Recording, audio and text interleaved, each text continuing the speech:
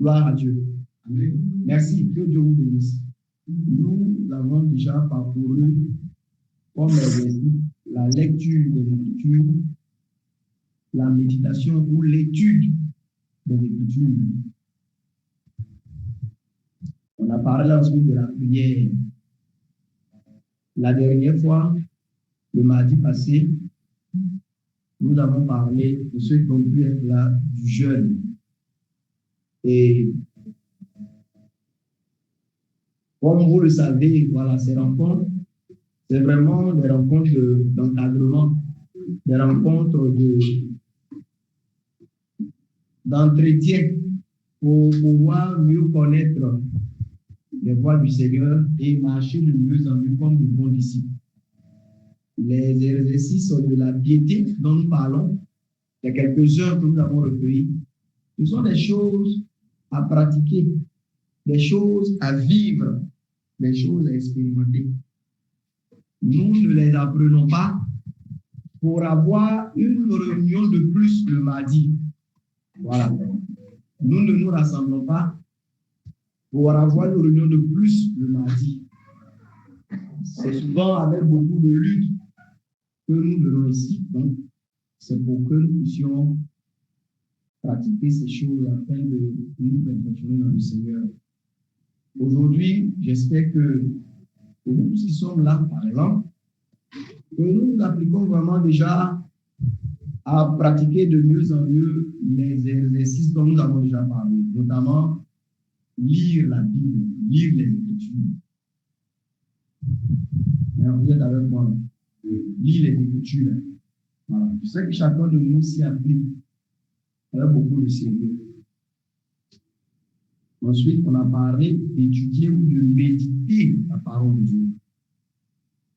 Il faut que chacun puisse prendre ça à cœur. On a enseigné là-dessus. On a eu des entretiens, des partages, et des questions posées, des réponses données. Et il a été aussi dit que si quelqu'un, dans tout ce que nous partageons comme exercice, si quelqu'un a une difficulté, que la personne le fasse afin qu'on puisse l'aider. Je crois que, bon, aujourd'hui, le frère Eric n'a pas pu être là, il est en ligne.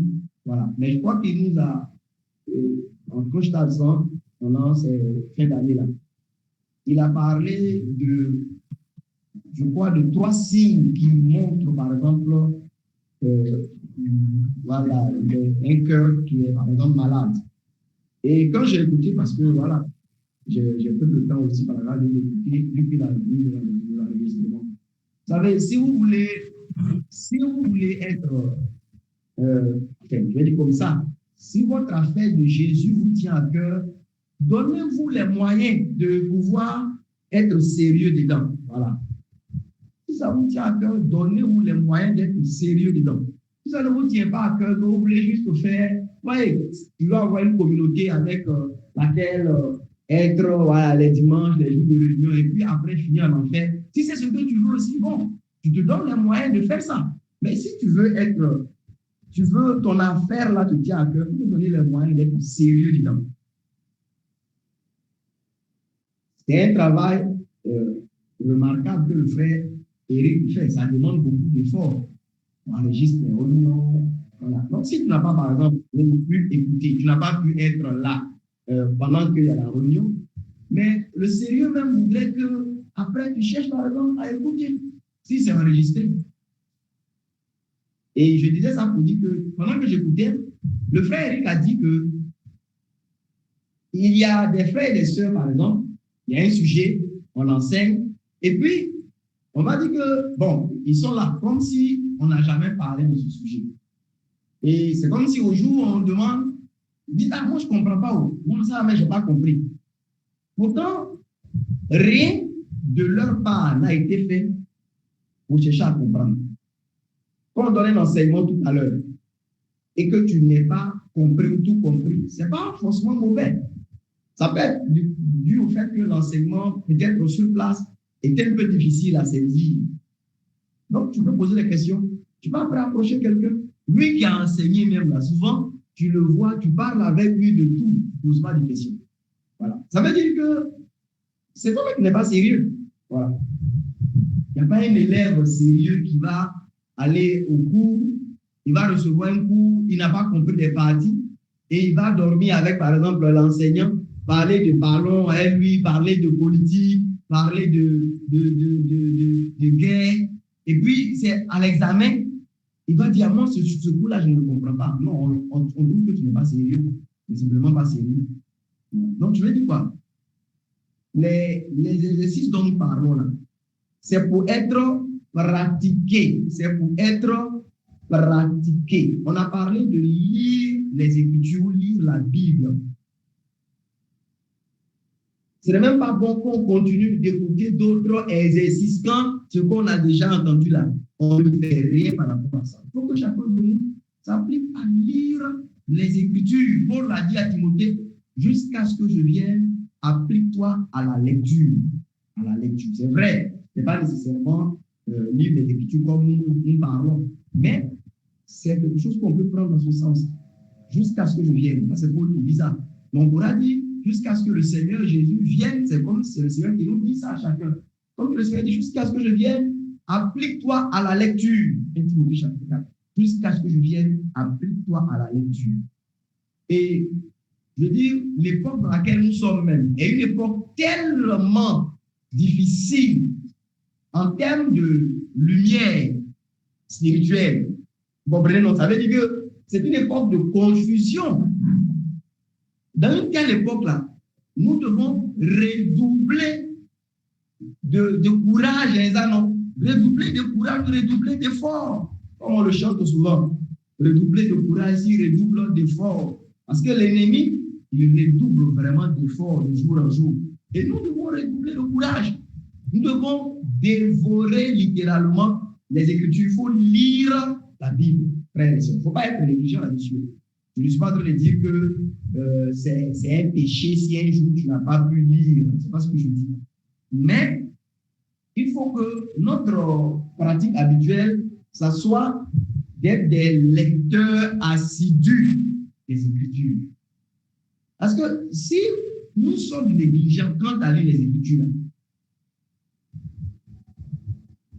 c'est nous-mêmes qui appelons le malin à se jouer de nous. C'est nous-mêmes qui appelons Satan à s'amuser avec nous. Regardez, Jésus, notre Seigneur,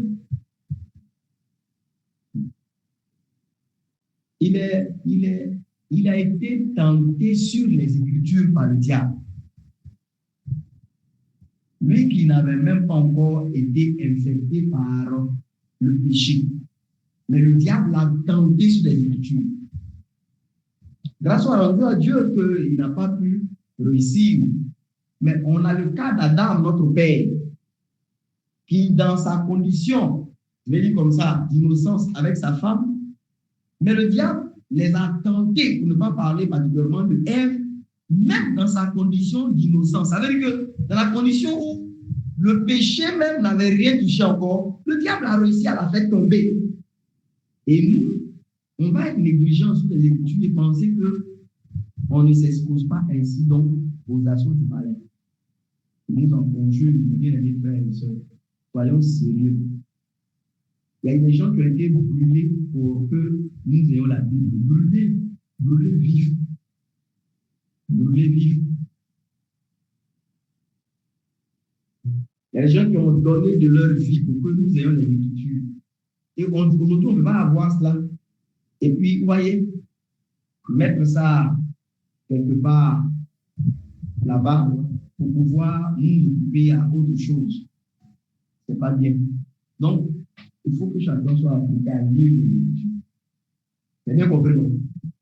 Lire avec assiduité. On a déjà parlé de ça, on ne va pas revenir sur tous les détails, mais on a parlé de ça. Si tu rencontres des difficultés, approche-toi d'un frère, approche-toi d'une soeur, approche-toi de moi, approche-toi d'Éric, approche-toi de nous, mais il faut que chacun soit appliqué à lire les Écritures. On a parlé aussi de la méditation ou de l'étude des Écritures. Et la méditation, c'est réfléchir, cette fois-ci, avec un peu plus d'attention, un peu plus de temps, un peu plus de prière. Je disais que la lecture, je dis comme ça, nous donne l'information. c'est la méditation qui nous donne la révélation. Quand on lit, si vous voulez, on va au contact de l'information. Dans la lecture, c'est l'information. Et c'est confirmé par Jésus le Christ. Mais la méditation, c'est la révélation ou la compréhension. Par exemple, comment Jésus confirme ces deux choses? Quand l'on accuse ses disciples de faire une chose qui n'est pas autorisée le jour du sabbat, il va dire, n'avez-vous jamais lu ce que fit David? N'avez-vous jamais lu? Donc à ce niveau, il a dit, mais ça c'est de l'information. Une simple lecture aurait suffi pour vous faire voir que, est-ce que vous voulez condamner là? Et ça se trouve bien fait dans l'écriture. Voilà. D'accord? Donc quand on lit par exemple, on sait que Jacob a eu 12 fils et une fille. Parce que si un jour, quelqu'un parle et qui dit que la fille de Jacob, et qu'on sait le visage, la personne a le droit de nous dire, mais n'as-tu jamais lu, voilà, que Jacob eut 12 fils et une fille? Donc, la lecture, ça nous donne l'information. Je dis, c'est le niveau le plus élémentaire du contact avec la parole de Dieu. Il faut lire, il faut au moins lire. Mais la méditation ou l'étude, ça nous donne maintenant la compréhension ou la révélation. Et quand je dis révélation, je ne suis pas en train de dire que vous allez voir forcément des lumières, des filets ou bien vous allez voir un ange. C'est révélation, dans le grec, ça se dit apocalypse. Voilà, c'est ce que nous appelle apocalypse. Voilà. Dans le livre que nous appelle apocalypse, d'autres traduisent par révélation. Voilà. C'est, si vous voulez, c'est un dévoilement. C'est enlever le drap sur quelque chose pour voir ce qu'il y a en bas. C'est un dévoilement. C'est ce que ça veut dire. Voilà. Donc, quand vous réfléchissez, quand vous méditez, le drap, pour ne pas dire le voile, comme Paul va le dire quelque part, qui, par exemple, encombrait ou qui rendait la compréhension peut-être un peu difficile, ce voile-là est ôté pour que vous puissiez comprendre, saisir la pensée profonde. Et ça, Jésus confirme ça en disant, si vous saviez ce que signifie « je prends plaisir à la miséricorde et non pas aux holocauste », si vous saviez ce que signifie. À ce niveau, il ne dit pas « n'avez-vous jamais lu ?» mais il dit « si vous saviez ce que signifie » ou bien « allez-y et apprenez ce que signifie ». Vous voyez, non? Là, il dit, c'est comme un exercice qu'il leur donne. Vous avez déjà lu ce texte, mais est-ce que vous savez ce que ça signifie? Comme Philippe aussi va dire à l'eunuque, comprends-tu ce que tu lis? Vous voyez, donc la méditation, ça va nous permettre de comprendre. Mais au moins, il faut lire. Il faut lire au moins pour avoir l'information. L'eunuque, il lisait, mais il avait l'information. Il lisait Isaïe 53, mais il ne comprenait pas. Et Philippe, par l'esprit, vient dévoiler, vient enlever le voile pour qu'il comprenne de qui le prophète parle. Donc, c'est deux exercices très importants pour quelqu'un qui veut être sérieux dans la marche avec le Fils de Dieu. C'est bon, non? Voilà, deux exercices très importants. Lire, méditer. Et ce sont des choses élémentaires. Mais élémentaire ne signifie pas sans importance. Tous les docteurs, les grands savants de ce monde-là, ils ont commencé, en faisant référence à notre système ici, à faire bo, a, ba, bo, o, go, un bâtonnet, plus deux bâtonnets, égale à 3 bâtonnets, etc. Un bonbon, plus deux bonbons, égale à 3 bonbons. Ce sont des choses élémentaires, mais on ne fait même pas de science plus poussée quand les choses élémentaires ne sont pas maîtrisées. C'est ça que l'apôtre, quelque part, chez les Hébreux, dans le livre d'Hébreux, chapitre 5, chapitre 6, il va dire que vous là, ça fait longtemps que vous êtes dans la foi. Vous devriez avoir un certain nombre, je vais dire comme ça, de bagages qui vous permettent de comprendre, par exemple, les mystères que je veux bien vous enseigner concernant Melchisédek. Mais là, si je m'y aventure, ça ne sert à rien. Parce que avec vous, il faut qu'on revienne encore sur les premiers rudiments, les premiers éléments des oracles de Dieu. Les premiers rudiments des oracles de Dieu. Et quels sont ces premiers rudiments? Là, le renoncement aux œuvres mortes ou la repentance des œuvres mortes. Les fondements, la foi en Dieu, la doctrine des baptêmes, l'imposition des mains, la résurrection des morts, le jugement éternel. Mais ça, l'apôtre dit que ce sont des premiers rudiments. Mais ce sont des fondements, rudiments, mais fondements. Et si ces fondements ne sont pas bien posés, très bien aimés, mais où est-ce que nous allons partir? Je dis souvent pour nous toucher un peu que dans le temps, je lis 54 leçons pour nouveaux convertis de Watchman Nee. Je dis, mais ces 54 leçons-là, même si les pasteurs de maintenant même les comprennent et les prêchent, et les églises vont aller de mieux en mieux. Mais Watchman Nee disait que c'était pour les nouveaux convertis. Et dedans, là-bas, il explique le pardon des péchés. Ouais, non. Par exemple, il parle là-bas de se réunir. Il dit c'est pour les nouveaux convertis. Mais il y a des frères et des sœurs, ça fait combien d'années ils sont dans la foi, qui n'ont pas encore compris qu'ils doivent se réunir fidèlement avec leurs frères et sœurs. Voilà. Pourtant, Watchman Nee a mis ça dans les leçons pour les nouveaux convertis. Se couvrir la tête. Se lever tôt. Ça fait partie des leçons pour les nouveaux convertis. Se lever tôt. Et nous qui sommes ici, là, à quelle heure on se réveille les uns les autres? Watchman Nee trouve que tu regardes après 6 heures, il dit c'est pas biblique. Et c'est pas biblique. Que Jésus il était toujours debout avant 6 heures. Et notre maître. Ouais. Mais par exemple, ça, je dis que si c'est enseigné même fidèlement par les pasteurs et que les églises marchent selon ces 54 leçons pour nouveaux convertis, si les églises même marchent dedans, je vous assure que, en tout cas, les ténèbres ne seraient pas si profondes dans notre époque. Mais aujourd'hui, on a laissé tomber ces choses. Je vais dire quoi? Quand on dit quelque chose est élémentaire et fondamental, ce n'est pas quelque chose qui est, par exemple, négligeable. Voilà. Aujourd'hui, il y a des frères et des sœurs qui n'ont même pas bien compris le fondement du renoncement aux œuvres mortes. Et c'est justement ça aussi qui fait que leur foi chrétienne, leur vie chrétienne ne peut pas vraiment progresser. Trouver des frères et des sœurs qui ont fait 4 ans, 5 ans, 6 ans dans la foi, et puis qui ne comprennent pas que dès qu'une chose charnelle apparaît dans leur vie, personne ne devrait même les interpeller. Aussitôt, ils devraient s'humilier et corriger cela. Et quand on n'a pas compris ça là, on est encore loin. On est encore loin. Souvent, on ne craint pas de dire que oui, je m'en fous. Oui, tu m'en fous. Et ça fait 5 ans de foi, 10 ans de foi.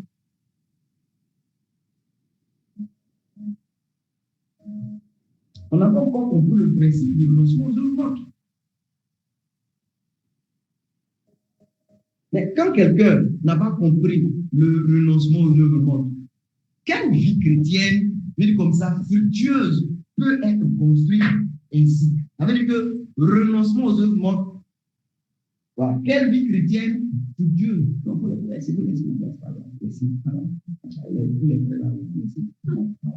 on ne peut pas construire, vous voyez, ce que l'apôtre appelle le renoncement aux œuvres mortes là. Et dans le temps, quand j'enseignais un peu là-dessus, je dis, mais il faut déjà savoir même c'est quoi une œuvre morte.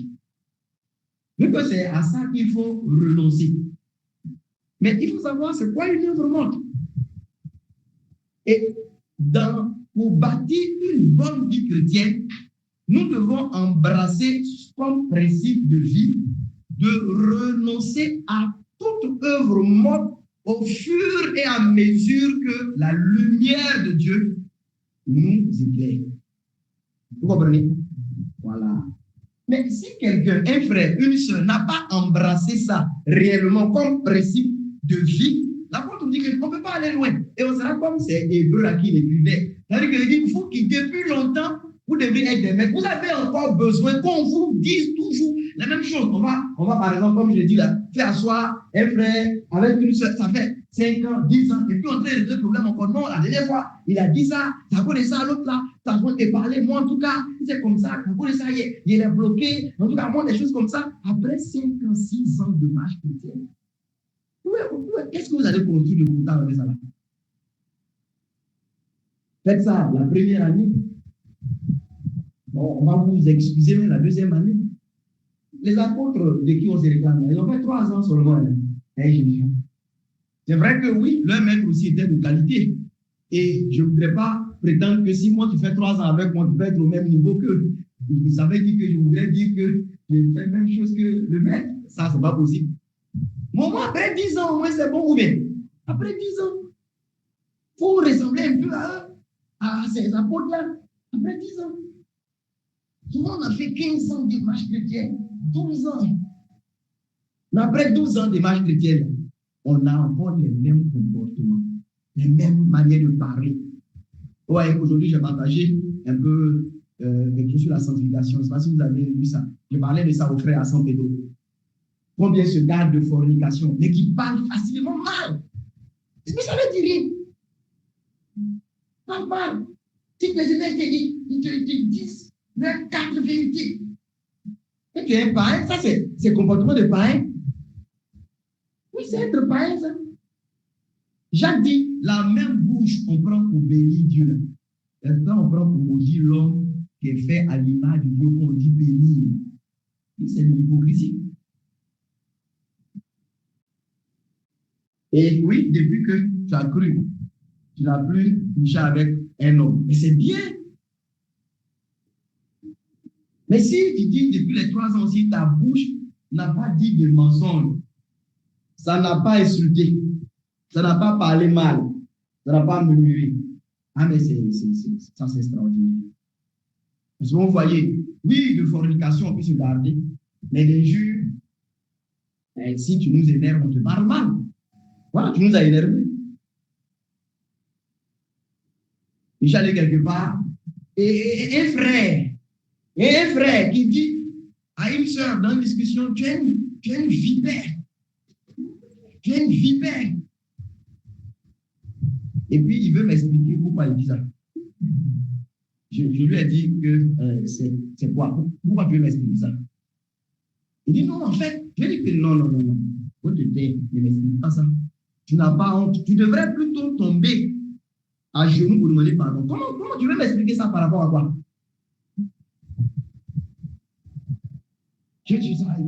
On t'a trop poussé, on t'a trop énervé. J'ai dit, mais ça là, c'est le comportement des païens. De quel côté de l'évangile vous avez vu supporter? Mais si ça devient trop, allez, dégager. Vous avez déjà vu ça où? Dans quel côté de l'évangile? Ça n'existe pas. Maintenant, si ça t'est arrivé, vu qu'on est des hommes, je veux dire qu'il ne faut pas expliquer ça. Surtout que tu as duré dans la paix de Dieu, là. Tu as trop duré. Tu n'expliques pas. Quand j'arrive, je dis que vraiment, j'ai gaffé, comme on me dit, j'ai mal agi. On ne peut pas m'expliquer que non, tu as parlé mal ou bien elle parle mal. Vous comprenez? Alors, je revenais sur. Je parlais un peu de ça pour faire comprendre que c'est vrai, ce sont des choses élémentaires. Mais si ces choses élémentaires ne sont pas bien posées. Attends, je vais voir le message du frère Eric. Je l'ai vu passer. Voilà. Donc, Eric dit que nous avons un recul que les 12 n'avaient pas. Donc, notre délai de maturation doit être plus court que le leur. Et puis, nous avons toujours le même maître qui continue de nous former par son esprit. Amen. Oui, c'est vrai. Voilà. Quand il veut dire qu'il y a un recul, ça veut dire que, par exemple, tout ce qu'ils ont vécu avec le maître, c'est écrit. Nous, on sait ça. Eux, quand ils vivaient ça, je veux dire, c'était, on va dire, en direct. Ils ne savaient pas forcément à quoi toutes ces choses-là aboutiraient. Je veux dire, c'est des gens qui ont vécu concrètement avec Jésus, voilà, en action là, voilà. Mais nous, leur action a été déjà épuisée. Ça veut dire que même les erreurs qu'ils ont eu à commettre, voilà. Pourtant, eux là, c'est eux qui ont commis même avant que nous on puisse le savoir. Voilà. Maintenant, frère Eric, voilà, faut user de miséricorde envers nous, voilà, pour ne pas être beaucoup trop sévère. Maintenant, mais si au moins on ne va pas prendre les mêmes 3 ans, au moins, comme je dis, même si c'est après 5 ans, même 10 ans, au moins, si après 10 ans, même on ressemble aux apôtres là, vraiment, on a beaucoup progressé. Mais le malheur même, c'est qu'on peut trouver des gens qui ont fait des années, des dizaines d'années, et puis, comme je le dis, qui sont toujours au même comportement charnel. Ouais, c'est les disputes, ils ont des gens avec lesquels ils ne s'entendent pas bien dans l'église, des gens qui voudraient éviter, ils ont des petits groupes dans lesquels ils se sentent bien. Ces groupes-là, on ne se dit jamais la vérité là-bas. Oui, ça. Et on traîne dedans. Ça fait pas des choses que j'ai entendues dans ce que Eric disait. Hein. Voilà, dans son enseignement, je crois, vendredi, dimanche, quand je n'étais pas là, il a parlé de ça. voilà, on est d'un groupe, moi et puis Paul Israël. Vous savez que, voilà, il est paresseux, je suis paresseux, nous deux, vous encourage dans la paresse. Personne ne va jamais dire, faut quitter la paresse. Voilà. Il critique, je critique. Voilà, donc, on est dans notre petit groupe. Voilà. Personne ne peut interpeller l'autre. Il prie pas, il prie pas. Ouais. Voilà. Ça, c'est pas bon. La parole de ça. Des mauvaises compagnies. Et c'est pas encore des mauvaises compagnies, c'est pas que les gens qui sont ici, ton camarade, c'est un DJ. Non, c'est pas forcément ça. Mais même si tu es ici, et puis tu cherches, tu évites même ceux qui pourraient te tirer, je vais dire comme ça, vers le haut, pour pouvoir en fait te coller surtout à ceux qui peuvent t'aider à être comme tu es sans changer. C'est aussi de la mauvaise compagnie. On n'est pas en train de dire que dans l'église, il faut crier des amitiés. Non, pas du tout. Mais justement, c'est pour ça que, de la même manière que moi, j'ai de l'amitié avec Paul, je dois en avoir avec Élie, avec chacun de vous. Voilà. Je ne dois pas, par exemple, éviter Paul, parce qu'il sait que c'est un frère. Quand ta soeur lui a devant mes critiques, donc lui, je l'évite. Pour aller voilà, trouver celui qui avec qui je peux bien critiquer. C'est pas bon. Donc, je nous encourage à bien comprendre que les choses élémentaires, les choses de base, ce n'est pas parce que c'est élémentaire que c'est négligeable. Non. Et vous vous rappelez, ceux qui ont, par exemple, ou pour ne pas dire, vous savez, ceux qui ont souvent raté, on va dire comme ça, l'école primaire, qu'on dit raté, ou bien qui n'ont pas bien fait les cours, qui n'ont pas été, souvent, ça les suit tout le temps. Voilà, tout le temps. Tu te retrouves, tu te débrouilles quand tu es en terminale avant, mais quand on dit de faire un discours même, voilà, je l'ai dit de venir, voilà, et puis, c'est compliqué. Ouais, non. Après, justement, ça va t'exposer davantage parce que ça, il y a le temps où on dit je l'ai dit. Ça, c'est quand on est au CP1, CP2. Mais quand tu deviens maintenant un frère, on te donne la parole dans l'église ici, tu vas faire pécher les gens. Tu vois, non? Voilà, vraiment, je l'ai dit. Voilà. Et puis, quand les gens vont rire, c'est vrai, c'est pas bon. Voilà. Mais je veux dire que c'est toi qui les exposes à ces choses. Maintenant, après, si tu n'as pas eu l'occasion, on va dire comme ça, l'occasion. Par exemple, que tu n'as pas eu l'occasion d'être scolarisé, c'est une autre affaire. Mais si on t'a mis à l'école, peut être négligent. Voilà. Et j'ai dit ici un jour que si tu ne grandis pas correctement dans la foi, tu es en train de te préparer à être jaloux et sorcier. Parce que des nouveaux frères et nouvelles sœurs qui vont venir, qui vont prendre au sérieux les voies du Seigneur, tu vas voir le Seigneur agissant avec eux merveilleusement devant toi. Et tu vas les prendre en aversion, comme si eux, ils t'ont fait quelque chose. Alors que tu as eu le temps de pouvoir t'approcher du Seigneur, de pouvoir apprendre, de pouvoir grandir, de pouvoir prospérer et progresser. Mais tu n'as pas négligé cela. Tu n'as pas été quelqu'un d'appliqué. Alors, tu as eu des gens qui sont venus peut-être plus tard, mais qui ont eu un progrès plus évident. Alors, bien, mes frères, que chacun s'applique à lire, que chacun s'applique à étudier les Écritures. Ne soyons pas négligents. Et je dis ça pour simplement nous faire comprendre que toute la vie chrétienne sera toujours soutenue par ces exercices. C'est comme tout ce qu'on pourra désigner comme savant dans ce monde-là. C'est toujours soutenu par l'alphabet qu'on a appris, les mathématiques qu'on a appris, les expressions orales, écrites. Ce sont ces choses-là qui font de nous humains tout ce qu'on peut dire. Donc, la vie chrétienne, il n'y a pas un moment donné où on arrive, où on n'a plus besoin de lire, on n'a plus besoin de méditer, maintenant on est arrivé. Non. Voilà. Parce que Dieu, il est inépuisable. On veut dire que, enfin, il est insondable même. Il est un Dieu qu'on ne peut pas sonder jusqu'à dire j'ai fini. Voilà. Alors, on peut toujours trouver de la lumière dans sa parole, en lecture, en méditation. Et on a parlé aussi de la prière et du jeûne, les deux. Ce sont des exercices. Il ne faut pas aussi développer une vie chrétienne dans laquelle on est de plus en plus négligent dans la prière, négligent quant à jeûner. L'apôtre Paul, il va dire qu'il a été exposé à des veilles et à des jeûnes multipliés. On a parlé du jeûne la dernière fois. C'est un moyen aussi de lubrifier notre relation avec le Seigneur. La prière, oui, accompagnée du jeûne, c'est une sorte de lubrifiant, c'est une sorte de graisse, c'est une sorte d'huile qu'on met pour que la machine puisse tourner d'une manière plus agréable, plus efficace, plus correct, quoi.